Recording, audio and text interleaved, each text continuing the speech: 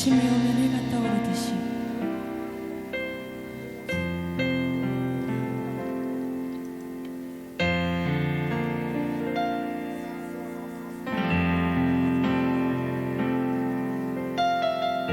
아침이 오면 해가 떠오르듯이 아침이 오면 해가 떠오르듯이 내 영혼 주를 바라봅니다.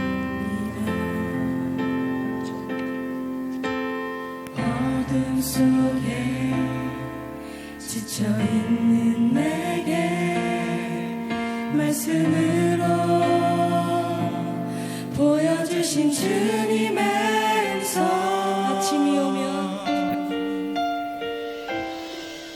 아침이 오면 해가 떠오르듯이 내 영혼 주를 바라봅니다. 어둠 속에 지쳐있는 내게 말씀으로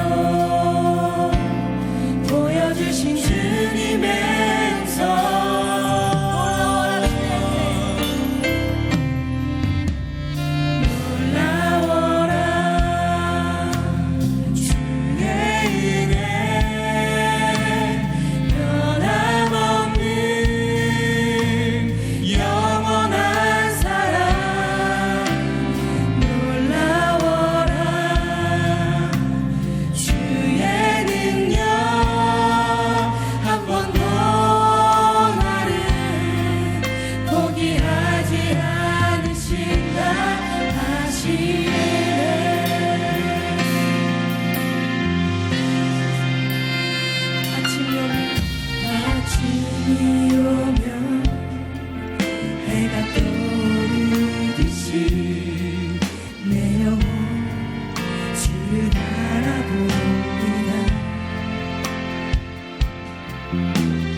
어둠 속에 지쳐있는 내게 말씀으로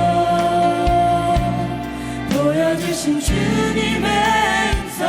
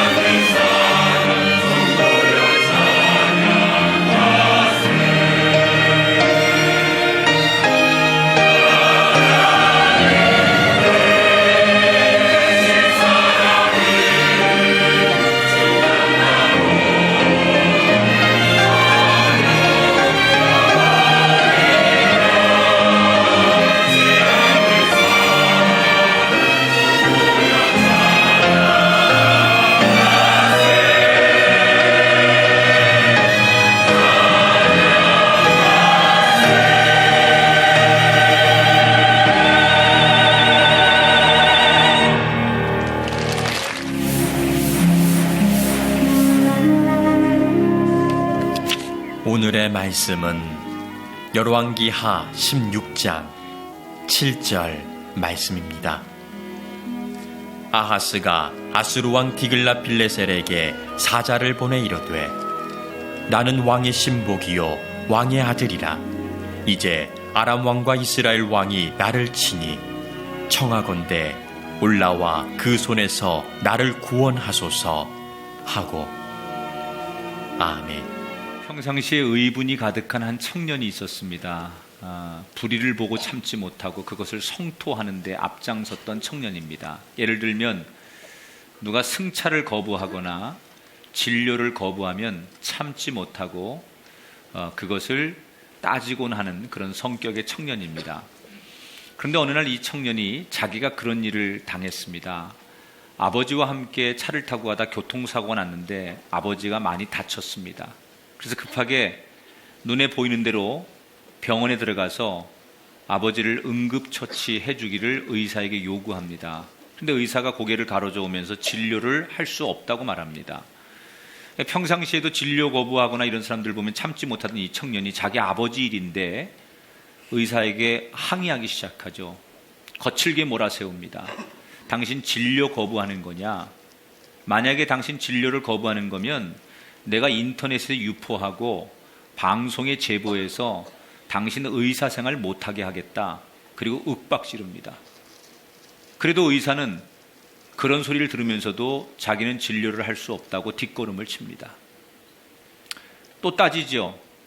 내가 그렇게 우습게 보이냐? 내가 돈이 없어서 돈을 못 낼 것처럼 보이느냐? 이런저런 이유를 물으면서 도대체 안 되는 이유가 뭐냐?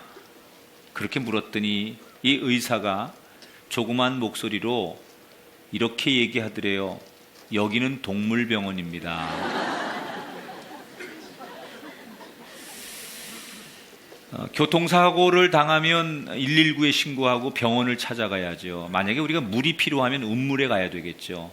너무 당연한 이야기입니다. 그런데 너무나 당연한 이 이야기들이 제대로 지켜지지 않기 때문에 우리 삶의 불행의 씨앗이 싹트고 있습니다. 사람들이 살다 보면 문제를 만납니다. 개인, 가정 또는 사회가 어떤 어려움에 직면합니다. 그때 우리는 그 문제를 누구에게로 가져가고 누구에게로 이 문제를 풀 수 있냐고 질문을 해야 되는데 되게 많은 사람들이 엉뚱한 곳에 찾아가서 엉뚱한 질문을 합니다. 예컨대 우리가 삶의 문제가 오고 위기가 오면 사람들은 무당을 찾아가서 자기 미래를 그 무당한테 맡기고 질문해요. 아니면 술집에 찾아가서 술을 마시면서 내 인생을 어떻게 하냐면 좋겠냐고 그 술집에다가 자기 인생의 문제를 문의하는 사람이 있어요. 과연 그곳에 우리가 원하는 답이 있을까요? 여러분, 우리가 생을 살다 문제를 만나면 우리가 정확하게 가서 문제를 내놓고 답을 구해야 할 곳은 한 군데예요. 그분은 바로 하나님이십니다. 우리가 문제를 들고 갈 곳이 하나님임을 우리 모두 기억할 수 있게 되기를 축복합니다. 오늘 열왕기하 16장의 말씀은 남유다의 아하스 왕의 이야기인데 이 아하스 왕의 이야기를 통해서 우리 인생은 문제가 있을 때 누구에게로 어떻게 나가야 되는가를 다시 한번 확인하는 시간이 되었으면 좋겠습니다. 아하스 왕은 20살의 왕이 되어서 16년 동안 나라를 다스렸던 왕입니다. 보통 이 아하스 왕을 평가할 때 역사적으로 악한 왕 이렇게 평가를 합니다. 북이스라엘은 워낙 우상 숭배를 많이 하고 역사적으로 악한 왕들이 많습니다. 그래서 왕들이 소개될 때 악하고 죄짓고 타락하는 왕들의 이야기가 많고 사이사이에 그래도 조금 하나님 마음에 들었던 좋은 왕들이 간혹 나와요. 그게 북이스라엘의 역사예요. 그런데 남쪽 유다는 거꾸로예요. 그래도 자기들은 다윗 왕조라고 다윗 왕을 따라서 올바른 왕이 돼야 된다고 생각을 해서 대개는 남쪽 유다의 왕들이 좋은 왕들이 많이 나오다가 사이사이에 나쁜 왕들이 소개돼요. 그러니까 북쪽은 나쁜 왕들 속에 간혹 좋은 왕 얘기가 나오고 남쪽 유다는 좋은 왕들 속에 간혹 나쁜 왕 얘기가 나오는 거예요.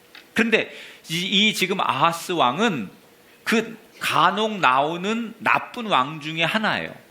남쪽 유다에 나쁜 왕 2명을 뽑을 때 한 사람이 므낫세라는 왕이고 또 한 사람이 오늘 본문에 등장하는 아하스 왕이에요.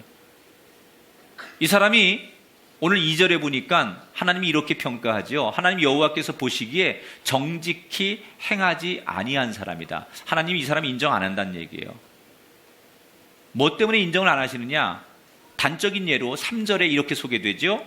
이방 사람의 가증한 일을 따라 자기 아들을 불 가운데로 지나가게 하며 또 산당들과 작은 산 위에 모든 푸른 나무 아래에서 제사를 드리고 분향을 하였더라.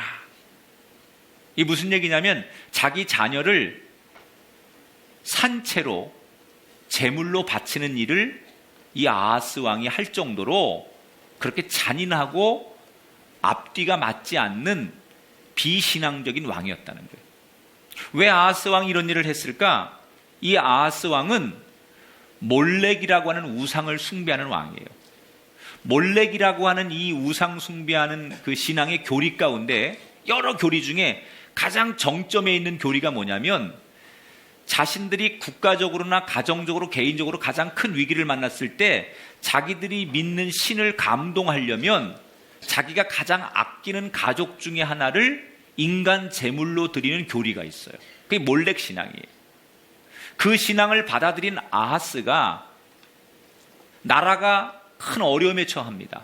북이스라엘과 아람이 연합해서 남쪽 유다를 공격하고 나라가 멸망할 위기에 처하자 방법이 없는 이 아하스가 자기 아들을 몰렉스의 그 몰렉 신앙의 교리에 맞춰서 자기 아들을 번제물로 바치게 돼요. 그러니까 여러분 얼마나 잔인하고 극악무도한 사람입니까? 자기 잘 되고자 자식을 죽이는 아버지가 아버지입니까? 자기들 잘 되고자 자식 세대가 망하게 하는 길을 가게 하는 게 그게 부모 세대입니까?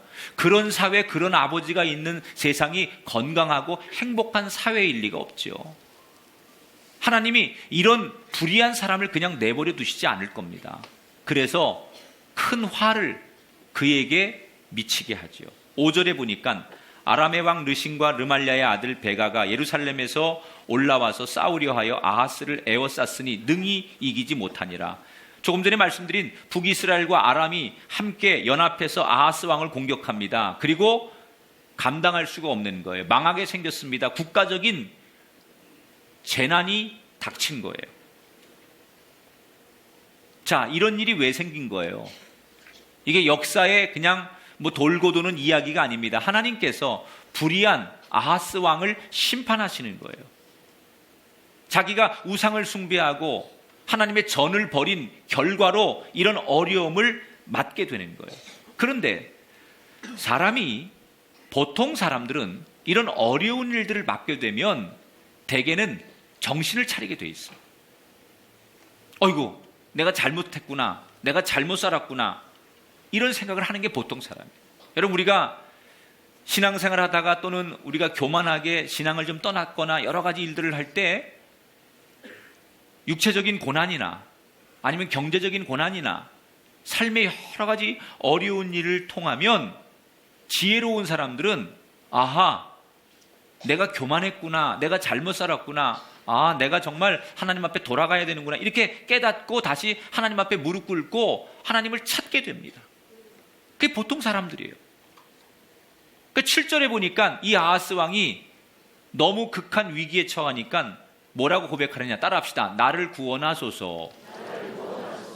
자, 이 사람이 정말 하나님 앞에 자비를 구하나 보다 이렇게 생각이 드는데 7절을 읽어보니까 그게 아니에요. 이게 하나님께 한 얘기가 아니라 아하스가 아수르 왕 디글랏 빌리셀에게 사자를 보내 이르되 나는 왕의 신복이요 왕의 아들이라. 이제 아람 왕과 이스라엘 왕이 나를 치니 청하건대 올라와 그 손에서 나를 구원하소서. 이렇게 얘기했어요.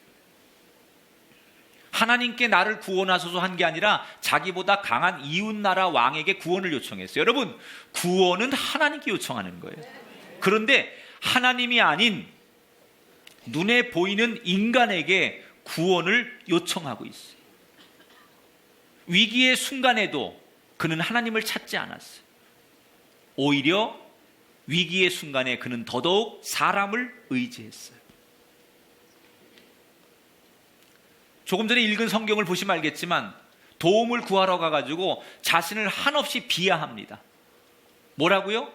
그 아수르 왕에게 나는 당신의 아들이요 당신의 종이니 나를 마음대로 하십시오.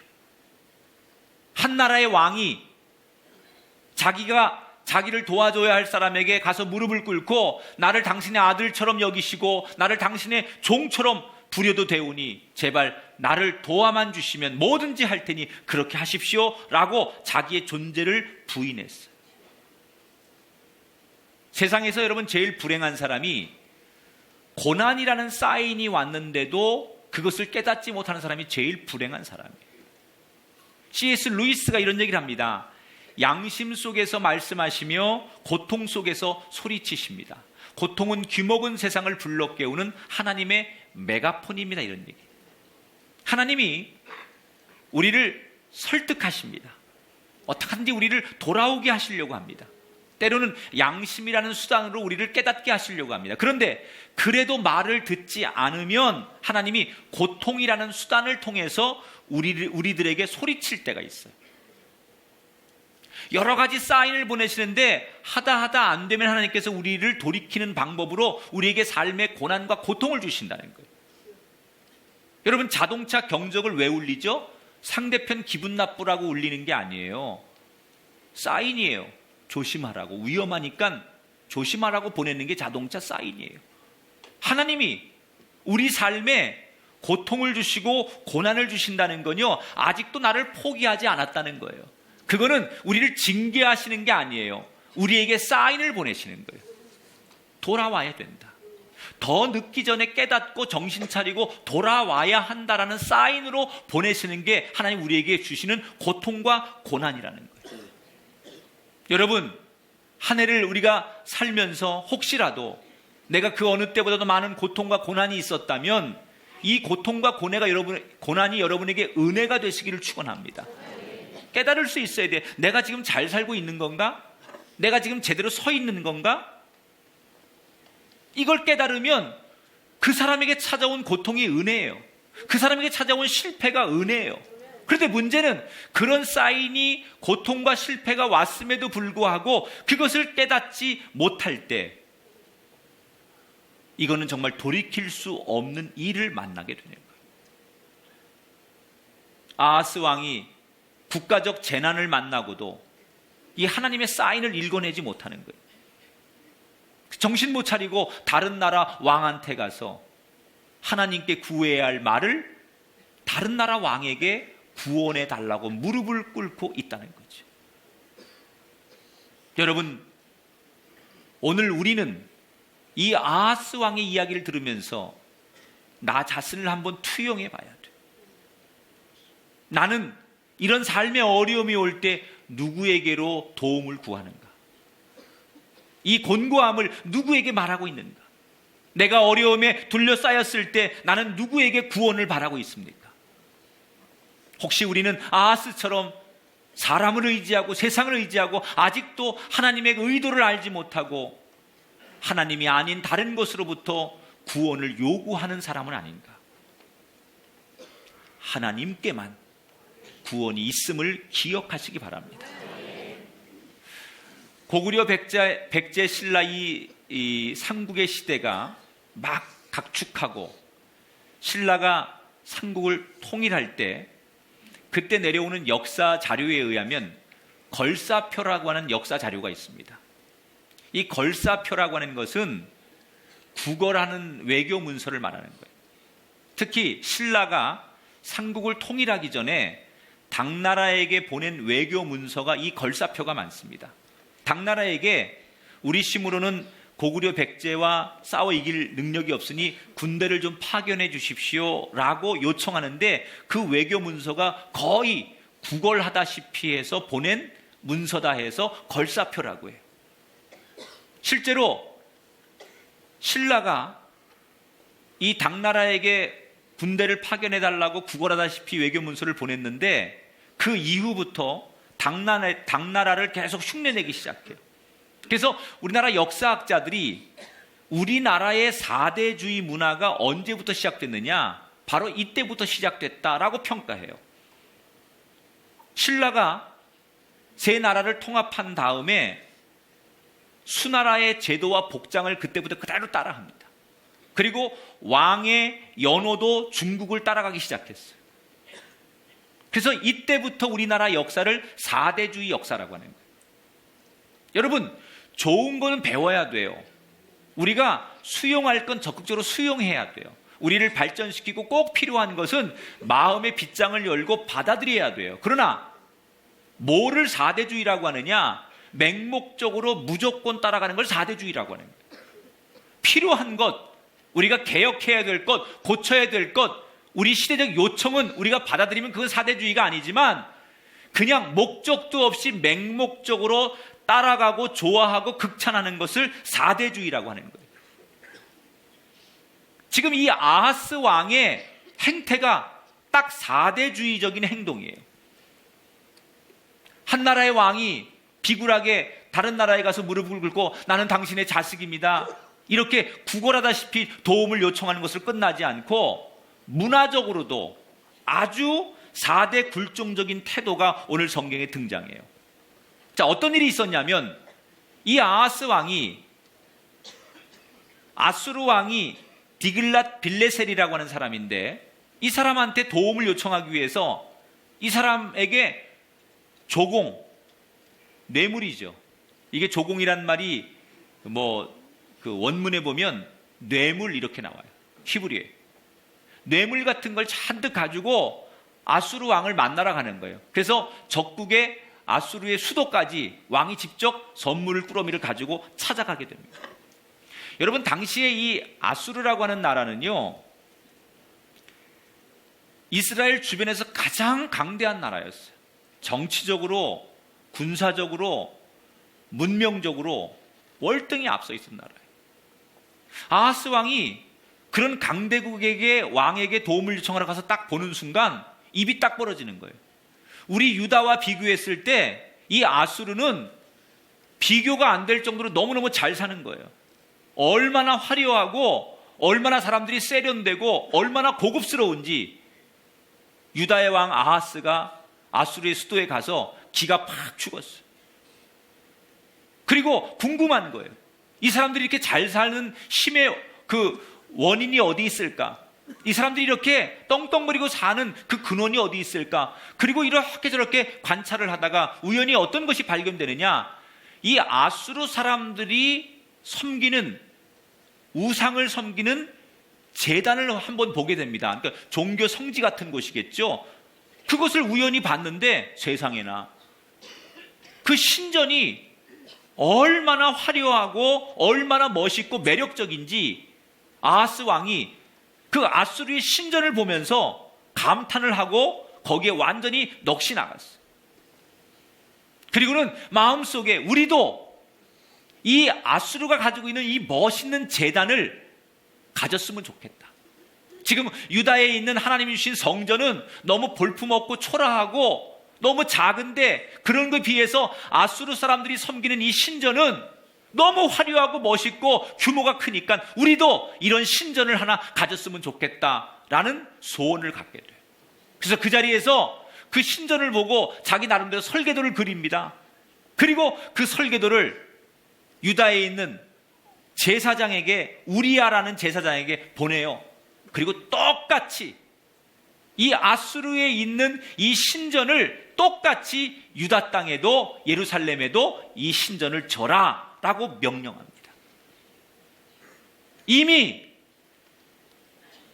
예루살렘에는 하나님이 주신 성전이 있어요. 비록 아수르의 신전과 비교하면 작고 소박하지만 거기에는 율례와 법도와 전통을 지키는 하나님의 성전이 엄연히 있습니다. 그런데 아하스 왕은 본질을 보지 않고 화려함에 눈이 멀고 속은 거예요. 여러분, 우리가 깨달아야 돼요. 아무리 우리 눈에 화려하고 멋있고 대단해 보여도 그 속에 하나님이 없으면 성전이 아니에요. 작고 보잘것없어도 초라해 보여도 그곳에 하나님이 살아 역사하면 그곳이 성전인 거예요. 이 아하스는 화려함에 눈이 속았어요. 그래서 믿음을 내려놓고 진짜 성전을 버리다시피 하고 우상이 섬기는 신전을 자기 나라에 만들려고 합니다. 여러분, 이걸 뭐라고 해요? 이걸 사대주의라고 하는 거예요. 본질이 없이 흉내만 내고 모방만 하는 거예요. 겉만 따라가는 거예요. 야, 멋있다. 야, 대단하다. 그래서 그냥 그걸 흉내내고 그냥 그걸 가져오고 그걸 수용하는 거죠. 이게 사대주의예요. 자기 철학이 없어요. 자기의 원리가 없어요. 자기의 소신이 없어요. 한국의 교회가, 우리 기독교가 사는 길은 우리의 신앙을 지키는 거예요. 여러분, 더 한심한 것은 나라의 지도자인 왕이 이렇게 헷갈려 할 때 그래도 영적인 지도자 제사장이 이거 안 됩니다. 아무리 왕이실지라도 이건 잘못된 겁니다. 어떻게 성전을 놔두고 이방의 신전을 갖다 질 수 있습니까? 그리고 따끔하게 충고하고 바른 소리를 할 수 있어야 되는데 왕이 그러니까 우리야라는 제사장까지 그렇게 하시죠. 그리고 왕이 보낸 설계도를 가지고 나름대로 그 신전을 짓고 있더라는 거예요. 우상의 나라 신전이 좋다고 그걸 따르는 왕이나 하나님의 전을 우습게 생각하고 거기다가 새로운 우상의 신전을 짓는데 동참하는 제사장이나 똑같이 안타까운 사람이죠. 여러분, 이들의 논리는 뭡니까? 세상에 보기 좋은 것을 따라가는 거예요. 큰 것을 따라가고 화려한 것을 따라가고 매력적인 것을 따라가는 거예요. 그게 여러분 세상입니다. 아무리 세상이 편하고 화려하고 대단해 그렇게 보인다 할지라도 그것은 우리가 따라갈 것들이 못 됩니다. 세상의 문화는 우리가 따라가는 것이 아니라 세상의 문화가 우리를 따라오게 만들어야 합니다. 우리 신앙의 가치가 거기 있어야 돼요. 따라합시다. 아무리 좋아 보여도 교회는 교회이어야 하고 성도는 성도이어야 합니다. 결단하면서 아멘 하십시다. 여러분, 세상이 아무리 멋있고 대단하고 아무리 좋아 보여도, 아니 다른 종교가 아무리 멋있고 아무리 대단하고 합리적으로 보여도 교회는 교회이어야 하고 성도는 성도이어야 합니다. 눈에 보인다고 많은 사람들이 환호한다고 그 속에 하나님이 계신 게 아니에요. 작지만 소박하지만 예루살렘에 있는 그 성전에 하나님이 계신 거예요. 신앙에도 4대 주의를 조심해야 된다는 거예요. 자, 아하스 왕이 그렇게 아수르에 가서 그런 것을 보고 매력적으로 생각해서 자기 나라 이런 걸 짓겠다고 하더니 돌아와서 더 큰 일을 벌입니다. 성경에 보니까 17절에 아하스 왕이 물두멍 받침의 옆판을 떼내고 물두멍을 그 자리에서 옮기고 또 놋바다를 놋소 위에서 내려다가 돌판 위에 그것을 두었다 그랬어요. 이 물두멍이나 놋바다라는 것은 제사를 지낼 때 쓰는 도구들이에요. 이게 다 물을 담는 항아리들입니다. 물두멍은 제사를 드릴 때 제물로 드리는 제물들을 씻는 물을 담가 놓는 항아리고, 이 놋바다는 제사장이나 레위인들이 제사를 드리기 전에 몸을 씻거든요. 그때 그 씻는 물을 담가 놓는 물 항아리예요. 근데 이게 있어야 될 자리에 있어야 제사거든요. 이게 하나님이 주신 법이거든요. 이게 율법 속에 나오는 거예요. 하나님이 주신 법 아닙니까, 율법이? 그런데 이걸 아하스 왕이 아수르에 가서 보고 와서 편리한 대로 막 뜯어 고치는 거예요. 자기 마음대로 이 하나님 성전에 있어야 될 도구들을 막 옮기고 자기 마음대로 법을 만들고 예배 순서를 막 만드는 거예요. 여러분, 이건 예배가 아닙니다. 이건 성전이 아닙니다. 너무너무 귀한 건데 아하스 왕의 눈에는 더 이상 이게 귀한 것으로 보이지 않는 거예요. 가치 있게 보이지 않는 거예요. 여러분 눈에 이 성경 말씀이 그냥 책으로 보이십니까? 여러분, 이 십자가가 그냥 전시된 하나의 샘플로 보이십니까? 여러분, 이 가치를 알게 되길 바랍니다. 말씀의 가치를 보게 되시고 십자가의 가치를 알게 되시길 주의 이름으로 축원합니다. 귀한지 모르면, 가치 있는 걸 모르면, 눈이 떠지지 않으면, 그 가치를 인정하지 않으면 귀한 것을 함부로 대하는 사람이 된다는 거예요. 세상 것에 눈이 먼 아하스는 귀한 것을 귀한 것으로 인정하지 않고 중요하게 여기지 않아요. 이미 우상 숭배를 시작한 아하스는 제단을, 기구들을 자기 마음대로 바꿔요. 어떻게? 아수르식으로. 아수르에서 본 대로 그 아수르식으로. 여러분, 사람들이 우리의 신앙과 우리의 믿음을 세상식으로 바꾸는 거예요. 인터넷으로 예배드리고, 내가 편할 때 교회 가고, 내가 필요할 때만 하나님을 찾고, 그게 여러분 아수르식 아닙니까? 하나님이 우리에게 주의를 주셨습니다. 우리에게 예배를 주셨습니다. 여러분에게 아름다운 교회를 주셨습니다. 이것 앞에 신앙을 갖는 게 예루살렘 교회예요. 아수르식의 신앙, 편리한 대로, 사람들이 좋은 대로, 이 신앙이 우리로부터 멀리 떠나가게 되길 주의 이름으로 축원합니다. 급기야는 정말로 웃음을 참을 수 없는 일을 벌이게 됩니다. 18절에 보니까 이런 말이 있습니다. 또 안식일에 쓰기 위하여 성전에 건축한 낭실과 왕이 밖에서 들어가는 낭실을 아수르 왕을 두려워하여 여호와의 성전에 옮겨 세웠더라. 이 낭실이라는 게 뭐냐면요, 오직 왕만을 위한 공간이에요. 안식일 날 제사를 드리러 왕이 가잖아요. 그러면 왕이 제사를 드리기 전에 잠시 대기하는, 머무는 공간이 있어요. 요즘 말하면 휴게실 같은 거죠. 부속실 같은 거예요. 성전 바로 옆에 부속실인데 여기는 왕을 위해서 만든 공간이에요. 왕만 쓰는 거예요. 만약에 왕이 써야 되는 공간을 다른 사람이 쓰면 그건 큰일 나는 거죠. 이런 제도가 있었단 말이에요. 낭실이라고. 그런데 스스로 아하스 왕이 나는 이제 이 낭실을 쓰지 않겠다, 낭실을 폐쇄하겠다, 이렇게 폐쇄를 했어요. 얼핏 보면 나라가 어려운데 백성들이 다 힘들게 예배하는데 나도 백성들처럼 낮아지고 백성들과 똑같이 하나님 앞에 무릎 꿇기 위해서 고통을 감수하겠다, 이런 말로 들리는데 그게 아니에요. 이유를 보니까 이유는 뭐예요? 아수르 왕에게 잘 보이려고. 이 나라의 왕은 내가 아니라 당신입니다. 이 나라를 다스리는 진짜 왕은 당신입니다. 그러니 내가 쓰던 이것도 내가 왕이 아님을 인정하기 위해서 이 공간을 폐쇄합니다. 아수르 왕에게 잘 보이고 복종하고 충성을 맹세하기 위해서 낭실을 폐쇄했다는 얘기예요. 지금 이 아하스 왕의 마음속에는 뭐가 가득하게 숨어 있는 것 같아요? 두려움이에요.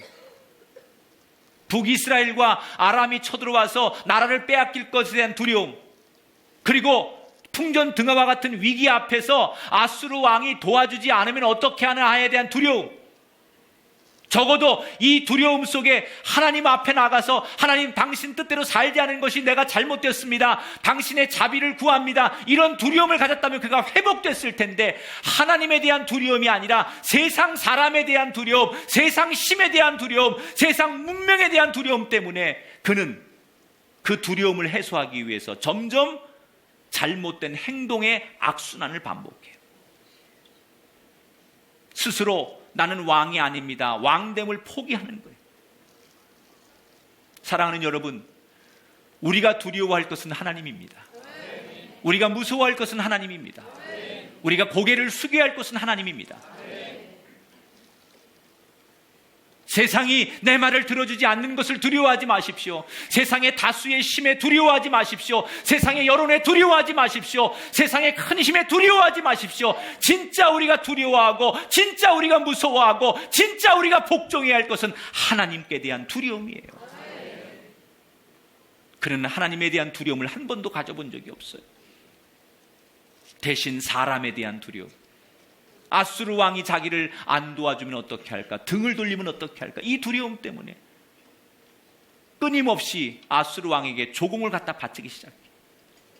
나중에는 조공이 부족해지니까 더 이상 바칠 게 없으니까 성전에서 금 장식들을 다 떼어다가 성전에서 제사 드리는 귀한 것을 다 모아다가 그것까지도 적의 왕의 손에 조공으로 갖다 바쳐버렸어요.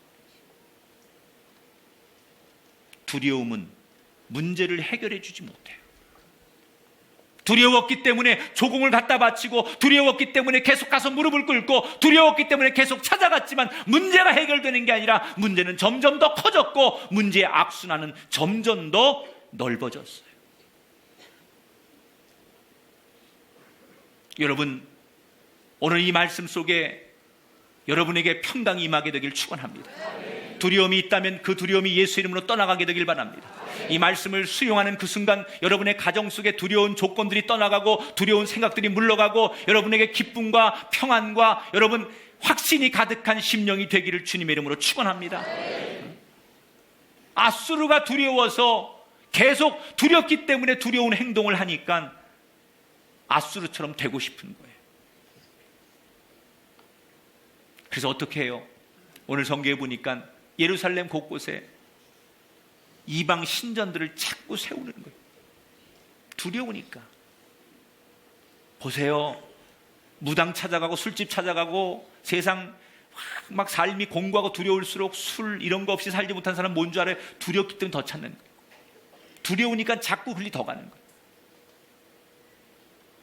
담대하면요, 믿음이 있는 사람은요, 하나님의 확신과 평화가 있는 사람은요, 가지 않습니다. 문제가 생겨도, 아픔이 있어도, 걱정이 있어도, 두려움이 사라지는 순간 그는 모든 것을 끊고 하나님 한 분께로 향하는 거예요.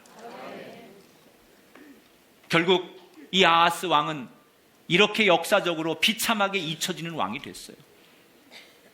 이 아하스 왕이라고 하는 사람의 이름이 역사책에는 기록이 됐을 수 있어요. 그러니까 오늘 우리 성경에서 역사책에서 이 사람을 만나는 거예요. 그런데 과연 이 사람의 이야기가 하나님 나라에 기록됐을까? 우리의 인생의 궁극적인 목표는 세상의 역사책에 한 페이지 남는 것이 우리 인생의 목적이 되면 안 돼요. 우리는 하나님 나라에 내 이름이 기록되는 것, 하나님 나라에 내 이름이 사용되는 것, 하나님 나라에 내 삶이 올라가져 있는 것을 꿈꾸는 사람이 돼야 돼요. 여러분, 이 땅의 역사를 넘어 하나님 나라에 여러분의 행실과 이름이 기록되는 거룩한 분이 되시기를 주님의 이름으로 축원합니다.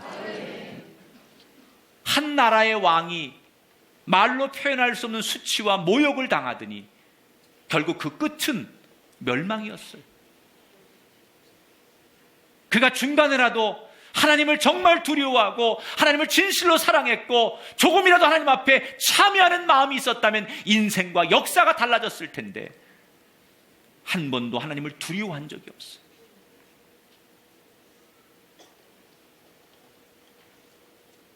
여러분, 그게 자랑이 아니에요. 난 하나님 없이도 살아. 난 하나님을 무서워하지 않아. 그런 소리로 큰 소리 치는 사람들 얼마나 무서운 소리 하는가를 우리는 알아야 돼요. 이 아하스 왕의 인생을 한마디로 요약하면 우상을 섬기다 망한 왕이라고 표현할 수 있어요. 사랑하는 여러분, 우리가 이런 일을 만나면 우리는 누구를 두려워해야 합니까? 우리가 무엇을 두려워하고 살아야 될까요? 지금 우리가 무서워하고 두려워하는 게 뭡니까? 하나님 아닌 어떤 것이 하나님보다 우리를 더 두렵게 하고 있습니까? 다시 이 말씀 속에서 하나님 우리에게 주시는 음성을 듣게 되길 바라요. 우리가 정말 두려워할 것은 이 세상의 힘과 권력을 가진 사람이 아닙니다. 오직 여호와 하나님 한 분입니다. 한 해를 마감하는 오늘, 이제 새로운 새해를 시작하는 이날 다시 한번 결심하십시오. 나는 하나님 한 분만을 의지하리라. 헛된 곳에 내 인생의 에너지를 낭비하지 않을 것이고 생사화복을 주관하시는 하나님 그분 한 분만을 나는 붙들고 살리라. 여러분, 당연한 것이 당연히 지켜지지 않을 때 문제가 생겨요. 불이 나면 119에 신고하셔야 돼요. 우리 인생에 문제가 생기면 세상으로 가지 마세요. 아수르로 가지 마세요. 하나님께로 가세요. 너무 당연한 이 진리가 사용되지 않으면 불행이 닥칩니다. 아하스 왕은 화려하고 강하고 크고 멋있는 것이 전부인 줄 알았어요. 눈에 보이는 게 최고인 줄 알았어요. 그래서 그 세상을 따라가다가 결국 두려움에 덫에 걸려서 그 멸망이 마지막이 비참하게 끝나는 인생이 되었는데 우리 그 악순환의 고리를 끊어야 합니다. 나는 하나님을 두려워하리라. 그 하나님을 의지하리라. 세상을 따라가든 우상을 따라가든 우리의 가치관이 변하여 하나님 한 분만을 따라가겠다고 결심하는 순간 여러분 인생에 임마누엘의 축복이 일어날 줄 믿습니다. 이 세상을 창조하시고 지금도 모든 것을 이끄시는 하나님, 당신은 나의 구원자시고 당신은 나의 길이시고 당신은 나의 진리고 당신은 나의 생명입니다. 이 고백을 담고 새로운 한 해를 시작하는 아름다운 꿈의 가족들 되시기를 주님의 이름으로 축원합니다.